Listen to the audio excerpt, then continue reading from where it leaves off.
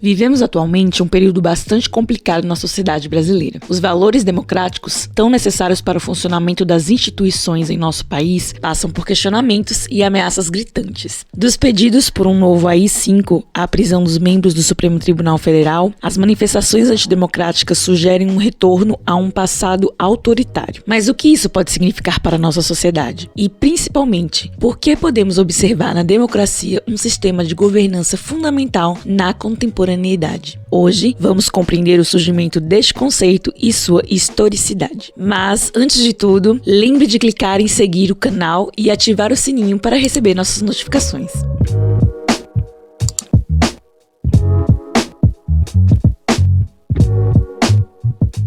A democracia não é um sistema perfeito de governo. Na verdade, ela está longe disso. Contudo, de todos os demais, ela mostra ser a que melhor permite participação de todos e todas em seu processo de construção. O termo democracia tem origem grega, podendo ser etimologicamente dividido na seguinte maneira: demos, povo, kratos, poder. Em geral, democracia é a prática política de distribuição de alguma maneira do poder e das decisões políticas em meio aos cidadãos. A democracia ocidental tem origem em Atenas, na Grécia clássica. Os gregos antigos criaram a ideia de cidadania, que se estendia àquele que é considerado cidadão e poderia, portanto, exercer o seu poder de participar da política da cidade. A democracia ateniense era restrita, e isso estava baseado no conceito de cidadania. Apenas os cidadãos atenienses poderiam tomar parte das decisões da polis, e este acesso precisava seguir algumas normas. Elas variaram em alguns momentos entre a legislação dos três pais da democracia em Atenas, Solon, Clístenes e Péricles, mas podemos observar algumas regras básicas: ser filho de pai e mãe atenienses, ser maior de 20 anos e proprietário de terras, e ser homem livre. Excluídos aí estão os estrangeiros, escravos, mulheres e crianças. Podemos ver, desse modo, que o povo celebrado pelos democratas atenienses não era tão grande assim. Nesse modelo ateniense, temos uma participação direta dos cidadãos por meio da Assembleia do Povo, que discutem leis e decisões de forma aberta. Há também a seleção aleatória destes mesmos cidadãos, para a Elieia, tribunal que julgava os processos da polis, ou para Bulé, conselho que reunia 500 cidadãos e dava os encaminhamentos para a Assembleia. Você pode saber mais sobre a democracia ateniense clicando no izinho,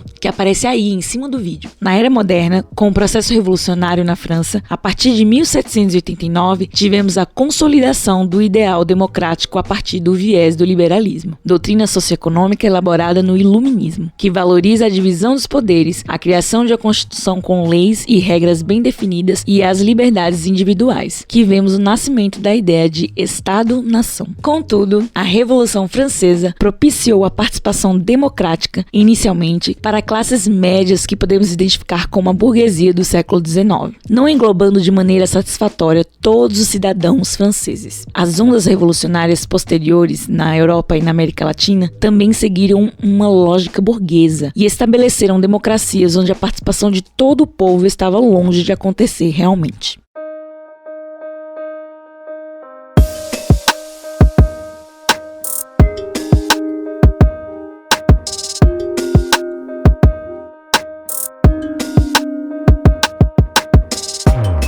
No século XX, porém, temos um novo momento do processo democrático. Até a década de 1920, as democracias liberais floresceram. Porém, com a Grande Depressão de 1929, boa parte dos países europeus, latino-americanos e asiáticos deu uma curva em direção aos regimes autoritários e fascistas. É nesse momento de desencanto com os valores democráticos que Hitler, Mussolini e companhia estabelecem regimes violentos em países como Alemanha e Itália. Com o fim da Segunda Guerra Mundial e a derrota destes líderes antidemocráticos, podemos ver um retorno mundial à democracia, agora associado ao estado de bem-estar social, um tipo de organização política, econômica e sociocultural que coloca o Estado como agente da promoção social e organizador da economia. Podemos estabelecer 3 tipos básicos de democracia. Primeiramente, a democracia direta, que é a forma clássica de democracia exercida pelos atenienses, onde não havia eleições de representantes, mas um corpo de cidadãos que legislava. Os cidadãos reuniam-se na ágora, um local público que abrigava as chamadas assembleias legislativas, onde eram criadas, debatidas e alteradas as leis atenienses. Cada cidadão podia participar diretamente, emitindo as suas propostas legislativas e votando nas propostas de leis dos outros cidadãos. Temos também a democracia representativa, que é mais comum entre os países republicanos do mundo contemporâneo. Elas são regidas por constituições que estabelecem um Estado democrático de direito, onde todo cidadão é considerado igual perante a lei e todo ser humano é considerado cidadão. Não pode haver desrespeito à Constituição, que é a Carta Maior de Direitos e Deveres do país. E os cidadãos elegem representantes que vão legislar e governar em seu nome, sendo representantes do poder popular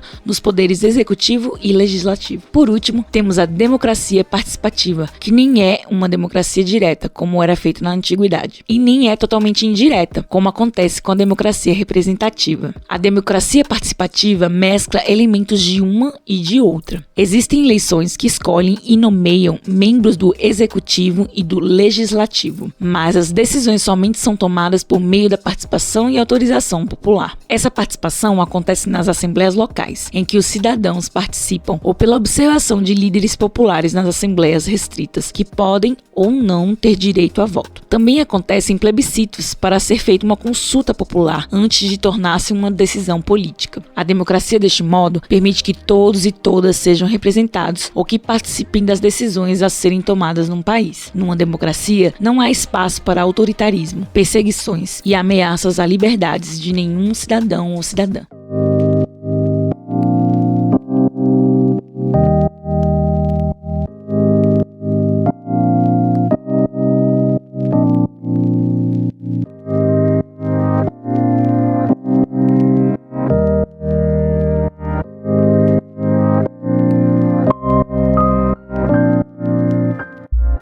E aí, curtiu? Então deixe o seu like para fortalecer nosso projeto. E se você já acompanha nosso trabalho há algum tempo e nós te ajudamos de alguma forma, considere ser um apoiador no apoia.se/historiante por apenas R$4 mensais. Como recompensas, você entra para o nosso sorteio mensal de livros, recebe vídeos e podcasts exclusivos e acessa os mini cursos online que veiculamos apenas para os nossos apoiadores. Um abraço e até o próximo História das Coisas.